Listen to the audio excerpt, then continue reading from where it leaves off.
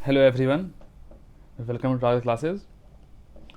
मैं इसमें जो अभी आपको डिस्कस करूंगा ये आपको AAO का जो पेपर हुआ था अभी BPSC में, उसका आपको इसमें आंसर मैं आपको डिस्कस करूंगा इस पर्टिकुलर सेशन में। अभी जो AAO का जो पेपर अभी हुआ था अभी, ठीक है, जो बिहार में अभी हुआ था बेसिकली, मैं आपको इसका क्वेश्चन का मैं आपको आंसर डिस्कस करूंगा। और ये हल्का सा आपके लिए आपको लिए रेफरेंस है कि बेसिकली जो अभी जो 67th BPSC जो अभी होने वाला है अभी, कि वहाँ पे भी कैसा क्वेश्चन पूछा जा सकता है, ठीक है। लेकिन आप सारे सेक्शन को आप एज इट इज़ आप नहीं ले सकते हैं, ठीक है। कुछ सेक्शन के जो क्वेश्चन होते हैं वो डिफर करेंगे आपको BPSC में, पर लेकिन स्टिल लेकिन आपको समझ लेना है कि इस टाइप का पैटर्न मतलब पूछा भी जा सकता है। लेकिन ओवरऑल आपको सिर्फ क्वेश्चन को थोड़ा सा समझ लेना है कि किस टाइप में क्वेश्चन पूछा जा रहा है। 67 BPSC के बाद जो BPSC द्वारा अभी जो एक जो पेपर जो कंडक्ट किया गया है वो अभी AAO का पेपर है, जो कि उसी लेवल में हल्का फुल्का है, ठीक है। तो आप इसे थोड़ा याद रखेंगे थोड़ा सा। इसने पूछा कि क्वेश्चन में हम लोग अब आ जाते हैं। वो started newspaper Motherland in September 1921 to disseminate the Hindu Muslim unity and Gandhian ideology. तो आपको मदरलैंड, अगर आपने बिहार स्पेशल अगर आपने पढ़ा है, उसमें एक टॉपिक है पर्सनैलिटीज़ में अगर आपने मजरूल हक के बारे में पढ़ा है तो उसमें लिखा हुआ बिल्कुल साफ साफ है कि मदरलैंड उन्होंने पब्लिश किया है, ठीक है। और क्या है इसमें, अनुग्रह नारायण सिन्हा है, शाह मोहम्मद जुबैर हैं, तो इनके बारे में आपको बेसिक थोड़ा बहुत पता होना चाहिए, ठीक है। तो ये याद रखिएगा। तो मदरलैंड जो न्यूज़पेपर है जो कि सितंबर 1921 में to disseminate the Hindu Muslim unity and Gandhian ideology, वो किसने लिखा था? वो मजरूल हक ने, ठीक है। जैसे कि आपको अगर पता होगा कि जो अनुग्रह नारायण सिन्हा है ये डिप्टी चीफ मिनिस्टर थे 1937 में, जब वहाँ पर बिहार में जब गवर्नमेंट बनी थी कांग्रेस की, ठीक है। आगे बढ़ता हूँ। आगे से पूछा कि वो inaugurated Bihar national college and its building Bihar Vidyapeeth in February 1922।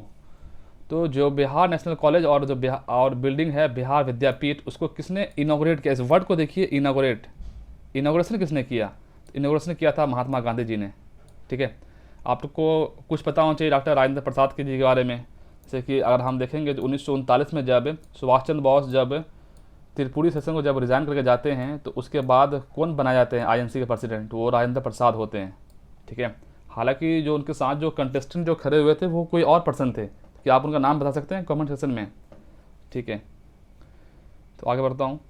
और डॉक्टर राजेंद्र प्रसाद इंडिया के फर्स्ट प्रेसिडेंट ही बने थे, ये भी थोड़ा हल्का फुल्का आपको पता होना चाहिए, ठीक है। और इनके बारे में थोड़ा बहुत, जैसे कि कोई इनकी बुक, जैसे कि इनका बुक है गांधी एंड बापू के कदमों में, ये इनकी एक बुक है, महात्मा गांधी एंड बापू के कदमों में इनकी बुक है, ठीक है, आप ये बोल सकते हैं। तो सत्याग्रह इन चंपारण वो इन्हीं के द्वारा लिखा गया है, सत्याग्रह इन चंपारण, ठीक है। तो ये भी गांधी जी के द्वारा ही लिखा गया है, सॉरी राजेंद्र प्रसाद जी के द्वारा लिखा गया है, ठीक है। तो आगे बढ़ता हूँ। तो आप जो भी ऑप्शन है ना इसको थोड़ा प्रिपेयर करिए थोड़ा सा, ये बहुत ज़्यादा नेसेसरी है। जो ऑप्शन में जो बाकी जो ऑप्शन है, जैसे कि महादेव देसाई कौन थे, चित्तरंजन दास का क्या कंट्रीब्यूशन है, ठीक है। तो वो थोड़ा बहुत आप जाकर बेसिक आप जो थोड़ा सा रिवाइज करिए। आगे बढ़ता हूँ। वो was the first prime minister under the Bihar provincial autonomy in 1936। बहुत मतलब ये क्वेश्चन आपको रिपीटेशन है, और इम्तियाज़ सर की जो अगर आप बुक देखेंगे ऑब्जेक्टिव है उसमें आपको ये क्वेश्चन बिल्कुल आपको डायरेक्ट मिल जाएगा। इसका अंदर क्या है? मोहम्मद यूनुस है। श्री कृष्णा सिंह पहले चीफ मिनिस्टर थे, ठीक है। तो आगे बढ़ता हूँ। और श्री कृष्णा सिंह ही थे जो कि बिहार में, एक क्वेश्चन इसमें आगे पूछा हुआ है कि जो स्वराज पार्टी था 1923 में जो बना था, जिसको पंडित मोतीलाल नेहरू और सी आर दास मिलकर बनाए थे, तो वो कृष्णा सिंह ही थे जो कि ये बिहार में उसको ले गए थे, ठीक है। आगे बढ़ता हूँ। Name the Hindi weekly which was the mouthpiece of the agrarian and peasant movement in Bihar in 1940। तो जो इसका आंसर है वो आपको हुंकार है, ठीक है। जो हुंकार है स्वामी सहजानंद सरस्वती, स्वामी सहजानंद, ठीक है। तो मतलब उन्हीं द्वारा ये जो बेसिकली जो है ये हुंकार ये बेसिकली स्टार्ट किया गया था। आप कुछ बताएं कि लीडर, ठीक है, लोकमत और सराथी, इन तीनों का पब्लिशर का नाम बताइए कि इन तीनों को किसने मतलब बेसिकली पब्लिश किया है, ठीक है। ऑप्शन को जानना बहुत ज़्यादा ज़रूरी है, ठीक है। आगे बढ़ता हूँ। आफ्टर द सूरत स्प्लिट 1907 वो control the Indian national Congress. देखिए 1907 में कांग्रेस का स्प्लिट हुआ, ठीक है, सूरत स्प्लिट में। यहाँ पर कौन थे इसके प्रेसिडेंट? वीरेंद्र कुमार घोष, ठीक है, बॉस नहीं है, क्या है, घोष है।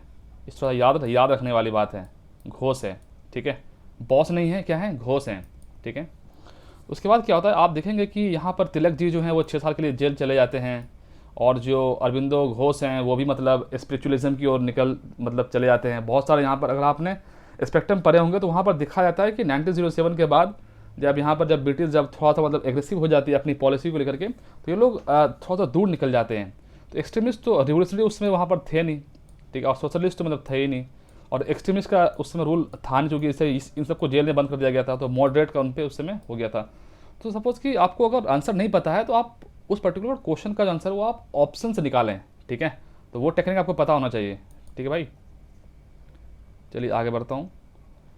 आप मुझे बताएं कि 1905 सेशन का आईएनसी का प्रेसिडेंट किसने किया था, 1906 सेशन का आईएनसी का प्रेसिडेंट किसने किया था? वो was the first Muslim president of Indian national Congress. तो बहुत बार तो ये क्वेश्चन पूछा गया है, तो बदरुद्दीन तैयब जी थे, ठीक है। ये बेसिकली 87 में इन्होंने मतलब प्रिसाइड किया था आईएनसी को। जो फर्स्ट चेयरमैन कौन थे, फर्स्ट सेकंड, ठीक है, जैसे कि जो WC बनर्जी हैं उसके फर्स्ट चेयरमैन थे। सेकंड कौन से, जो 1886 में हुआ था, वो आपको जो पारसी कम्युनिटी है उसके बहुत बड़े रिफॉर्मर थे, और ग्रैंड ओल्ड उनको कहा जाता है। आप बताएं कौन थे वो? दादा भाई नेहरू जी। और थर्ड कौन बने? ये आपको बदरुद्दीन तैयब जी। कहाँ पर? ये आपको मैड्रास में। और एक बात आपको याद रखनी है कि जो बदरुद्दीन तैयब जी थे ये बम्बई हाई कोर्ट के चीफ जस्टिस भी, पहले चीफ जस्टिस यही थे, बदरुद्दीन तैयब जी। अगर आपको पूछे कि सेकंड मुस्लिम प्रेसिडेंट कौन बना इंडियन नेशनल कांग्रेस का, तो वो आपको रहमतुल्लाह साहनी है, एम साहनी, ठीक है। थोड़ा सा याद रखने वाली बात है, क्योंकि अगर अभी तो उसने फर्स्ट पूछ दिया, अगर सेकंड पूछ दिया तो फिर आप क्या करेंगे? तो रहमतुल्लाह साहनी, ठीक है। देखिए हाकिम अजमल खान, इनका क्या कंट्रीब्यूशन है? जाकिर हुसैन, भारत के फर्स्ट क्या है ये मुस्लिम प्रेसिडेंट भी इनका नाम आता है, ठीक है। और ये बिहार के चीफ मिनिस्टर भी रह चुके हैं।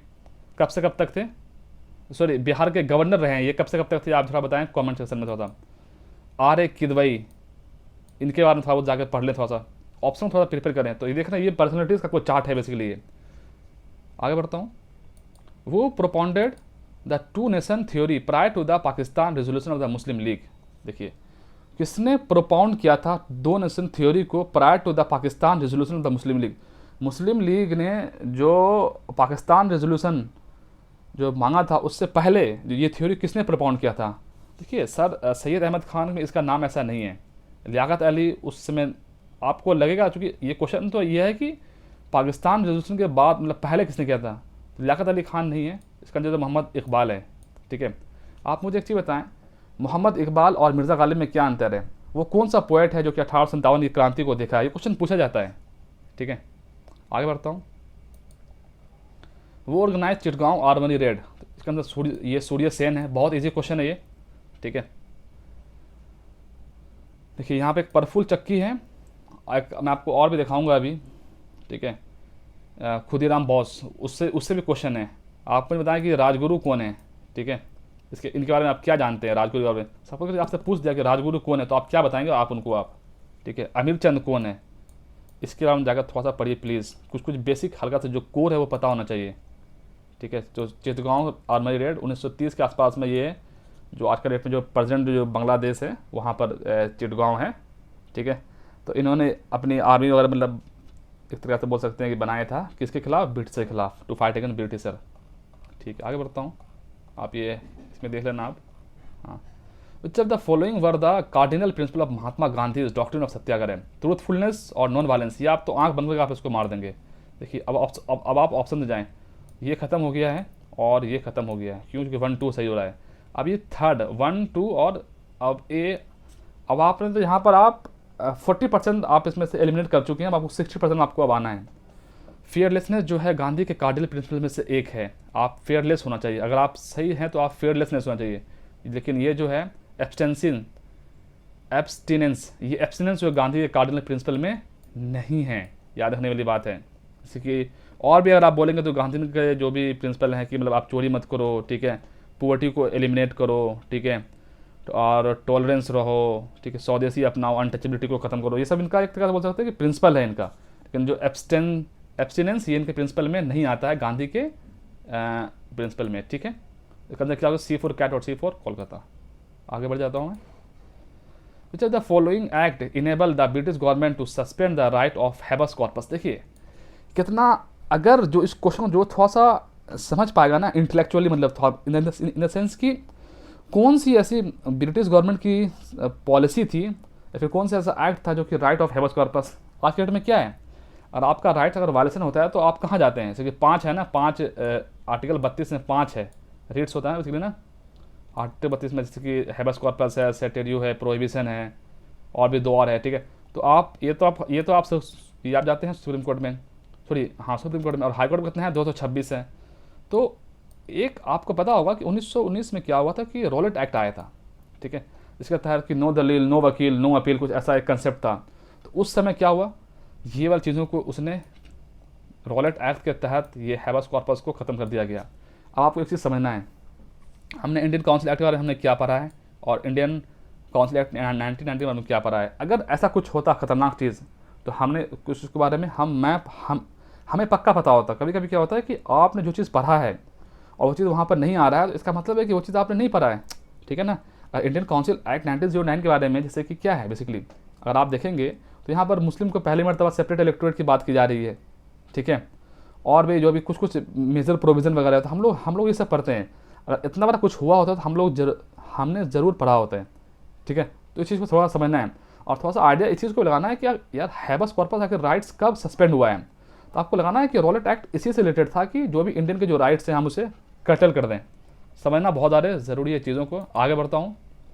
वो वाज और इन सब के बारे में जाकर पढ़िए 1909 के बारे में, ये हिंट मिल गया है 1919 फिर दोबारा से पूछा जाएगा।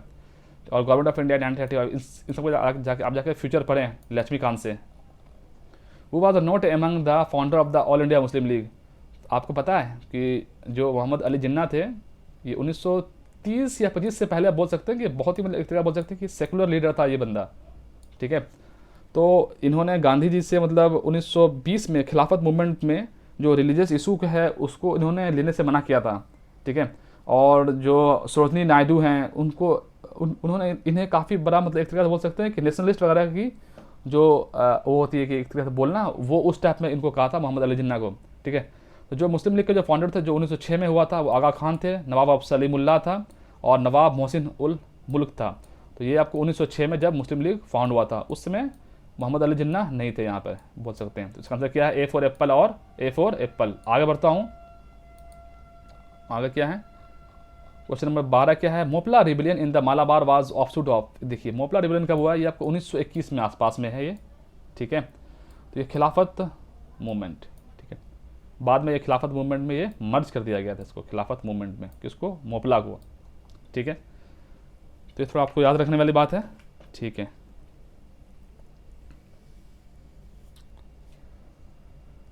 आप मुझे बताएं थोड़ा सा कि बरदुली सत्याग्रह के मेन लीडर कौन है। जलियांवाला बाग मैसेकर में जो कमेटी बनाई गई थी वाइट के द्वारा, उस कमेटी का क्या नाम है, क्या उसमें इंडियन मेंबर थे, नॉन कॉर्पोरेशन मूवमेंट कब हुआ है, ठीक है।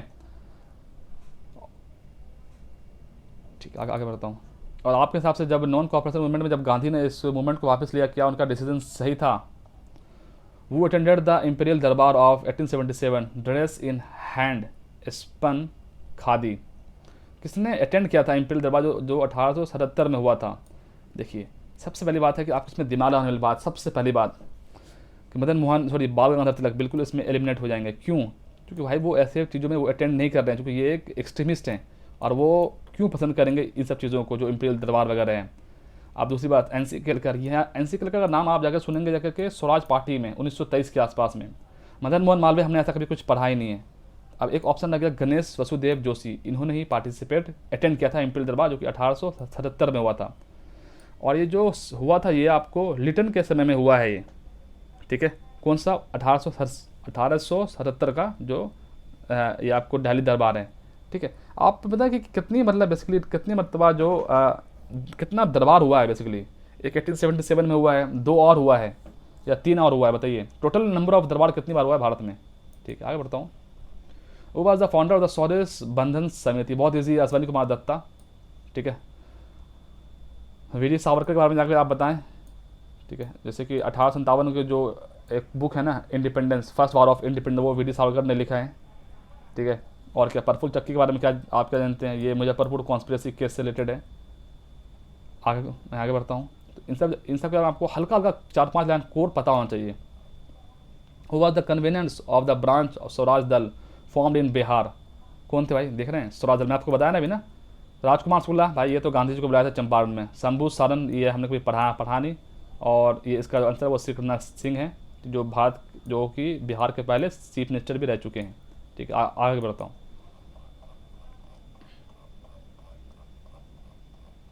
ये कुछ मैथ का क्वेश्चन है, जैसे कि जो 16 का आंसर होगा आपको जाकर ये आपको डी हो जाएगा। ठीक है, क्यों, जो Sarita purchase lemon at rate of the 2 lemon ये 1 रुपये में खरीदती है। ठीक है, और क्या करती है, 5 लेमन को ये 5 लेमन को बेच देती है 3 रुपये में। ठीक है, सपोज करके अगर इसको 1 रुपये प्रॉफिट नहीं होता तो ये कैसे करती बताइए। तो अगर 6 लेमन बेचती 3 रुपये में तो इसको 1 रुपये फ़ायदा नहीं होता, लेकिन इसको अब इसने क्या कर दिया, इसके पास अभी 6 लेमन, क्योंकि 2 लेमन जो खरीदती है Sarita purchase lemon at rate of the 2 lemon 1 रुपये में, 2 लेमन 1 रुपये में खरीद रही है, तो 3 रुपये में कितना लेमन खरीदा होगा, 6 लेमन, तो इसको 1 लेमन का फ़ायदा हो जा रहा है भाई, कितने पर, 5 पर, तो 100 पे कितना, तो 20 पंजे 100, ये है ना, एक फ़ायदा हो रहा है कितने पर, 5 पर, तो इंटू 100 तो कितना हो गया, 20 पंजे 100, तो 20% का इसको बेनिफिट हो गया। बहुत ईजी क्वेश्चन था। जो 17 का आंसर है ये भी आपको ए है, 17 इसका आंसर आ जाएगा। ठीक है, मैथ का कुछ क्वेश्चन है जो कि आपको सॉल्व करना पड़ेगा, मैथ डेली प्रैक्टिस में रखिए, 10 क्वेश्चन आता है, कम से कम 8-9 आपका सही होना चाहिए। या आपको टाइम एंड वर्क का क्वेश्चन आप इसमें अगर ईजिली लगा लेंगे, बोल रहा है कि ए और बी जो है, ए जो है वो 11 दिन अपने काम को फिनिश करता है, कितने दिन में, 11 दिन में, और बी कितने दिन में कर लेता है भाई, बी जो है आपको 17 दिन में कर लेता है। आप देखिए कितना ईजी क्वेश्चन है ये। उसने पूछा कि इन लोगों को टोटल 5600 मिला, कितना मिला, 5600 रुपया, 5600 मिल गया भाई। अब ये बोलना चाह रहा है कि उसको कितने अमाउंट में उसका पैसा उसका शेयर होगा, तो सीधा लॉजिक है भाई, 11:17 में आप इसको बांट दीजिए, मतलब 11 रुपये, 11 काम जो ए जो है वो फिनिश कर रहा है किसी काम को 11 दिन में, और बी जो है 17 दिन में, तो सीधा लॉजिक है ना। आप इसमें रेशियो देख लीजिए, ये आ जाएगा 11 और ये 17, बस इसका अंदर क्या है, बी है, फाइनल आंसर क्या होगा, बी।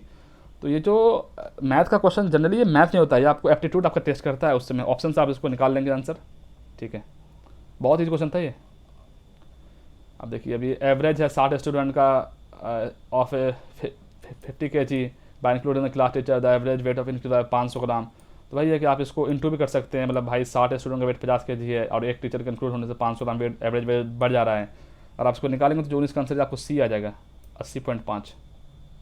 ठीक है, ऑप्शन से आप इसको निकाल सकते हैं। तो बहुत ईजी क्वेश्चन है। इसमें क्या हो रहा है, 60 से ये देख रहे हैं तो ये क्या हो रहा है 90, फिर 90 से ये क्या होगा बताने भी देखते हैं अभी हम। 60 का क्या इसमें ऐड हो रहा है, 30 ऐड हो रहा है। ठीक है, देखिए 180 के बाद क्या ऐड हो रहा है यहाँ पर, 90 ऐड हो रहा है। ठीक है, अब देखिए, और 90 से ये 240 से ये 405 कैसे हो रहा है, ये 135 ऐड हो रहा है। क्यों, देख रहे हैं एक चीज़ आप इसमें देख रहे हो विनोद, जो 90 में क्या हो रहा है कि 90 में यहाँ पर 45 ऐड हो रहा है, 90 का फिर इसने हाफ किया वो ऐड हो रहा है, अब 30 का भी अब हाफ करेंगे तो 15 ऐड होगा, कितना हो जाएगा 45, तो कितना हो जाएगा भाई 90 और 45 कितना हो जाएगा, ये आपको 135। क्या हो इसका आंसर, D4 डंकी और D4 दिल्ली। आगे बढ़ता हूँ। A clock is started at 12 PM। इस क्वेश्चन को आप कभी कभी आपको ये समझ नहीं आया तो आप इसको हिंदी में पढ़ लीजिए, देखिए समझ लीजिए, मतलब जो चीज़ अवेलेबल है हम उसको क्यों ना हम उसको यूज़ करें ताकि आपको ईजिली आप समझ सकें। एक घड़ी दोपहर 12 बजे चलना शुरू करती है और 4:20 में कितनी घूम जाएंगे भाई, सीधा लॉजिक है ना। 12 बजे स्टार्ट हुआ है और एक चक्कर करने में कितना उसको 30 डिग्री वो कंप्लीट कर लेगा, क्योंकि टोटल 360 का होता है ना, टोटल 360 का है, तो 12 से भाग कर दीजिए तो एक कितने का हो गया, एक 30 का हो गया, तो 30 और इंटू 4 कितना हो गया, 120 हो गया। आप देखिए अब यहाँ पर इसने पूछा कि 20 मिनट पूछा है, तो अगर आप निकालेंगे तो वो आपको 2.51 पे आ जाएगा, तो फिर आप उसको निकाल करके अब इसका आंसर जो हो जाएगा, इसका आंसर आपको बी हो जाएगा। ठीक है, आगे बढ़ जाता हूँ। ये सब जनरल सेंस का क्वेश्चन है, आप इसको करेंगे तो ईजिली हो जाएगा। अब 22वें क्वेश्चन में अगर आप इसमें डायरेक्ट आंसर, आप इसमें ऑप्शन पुट कर दिए, इसका आंसर 2 और 3 हो जाएगा, आप इसको मिला लीजिए, आंसर आपको सही हो जाएगा। ठीक है, 23 में क्या है, 23 का आंसर आपको, हमने इसको सॉल्व करने का कोशिश किया था लेकिन इस क्वेश्चन में थोड़ा सा इसने घुमा दिया, इसका आंसर वो ई आ रहा है। ठीक है, इसमें से एक भी ऑप्शन इसमें से क्या है कि मतलब इसमें 441 के बाद जब आप उसको 21 से जब आप गुना कर रहे होंगे ना यहाँ पर, जब ये वाला ऑप्शन, जब यहाँ पर आकर के जब ये वाला चीज़, जब ये 441 जब आप 21 से गुना कर रहे होंगे तो ऐसा कोई ऑप्शन ही नज़र नहीं आ रहा था यहाँ पर। ठीक है, उस समय इसका आंसर क्या है, ई है। जो क्वेश्चन को सॉल्व किया उनको पता है बात मैं क्या कहना चाह रहा हूँ। ठीक है, और ये तो आपको बहुत इजी क्वेश्चन होता है ये सब। 24 का आंसर क्या है आपको, सी है 90। 25 का आंसर क्या है, 25 का आंसर क्या है आपको जाकर के, बी है 6 लीटर। ठीक है, अब देखिए इन सब क्वेश्चन को अब आप कैसे, ये क्वेश्चन जो है पर्टिकुलर, इन सब में डायग्राम वगैरह बनता है, कुछ ऐसे बनता है, कुछ ऐसे बनता है। ठीक है, कभी कभी बोलता है ये ऐसे है, तो मतलब वो आप कर लेंगे, बेसिक है, आप उसको सॉल्व कर लेंगे। आई होप आप इसको कर लेंगे। तो ये आपको 25 क्वेश्चन में डिस्कस कर चुका हूँ अभी तक। आगे बढ़ते हैं इस पर्टिकुलर डिस्कशन में। उसने पूछा कि the factor formation of the new species are, तो अब इसमें क्या है, चलिए अभी हम लोग थोड़ा सा 25 क्वेश्चन तक अभी हम लोग रखते हैं, फिर अभी हम लोग नेक्स्ट वीडियो, क्योंकि वीडियो थोड़ी सी लंबी हो जाएगी और वो मैं चाहता नहीं हूँ। तो दोस्तों ये था कुछ आपको 25 क्वेश्चन जो मैं ऑलरेडी डिस्कस कर चुका हूँ। बाकी मिलते हैं नेक्स्ट वीडियो में। आपको वीडियो पसंद हो तो आपसे लाइक सब्सक्राइब कर लेना, आप उसको पैटर्न समझने की कोशिश करिए बस, और बाकी अपने प्रिपरेशन को जो से आप रख रहे हैं बीपीएससी के लिए 67 के लिए आप वैसे ही रखें, और आप मुझे बता सकते हो कि मैं अपने वीडियो में और क्या इंप्रूवमेंट कर सकता हूँ। सो दोस्तों आज के लिए इतना ही। Okay, take care and bye bye.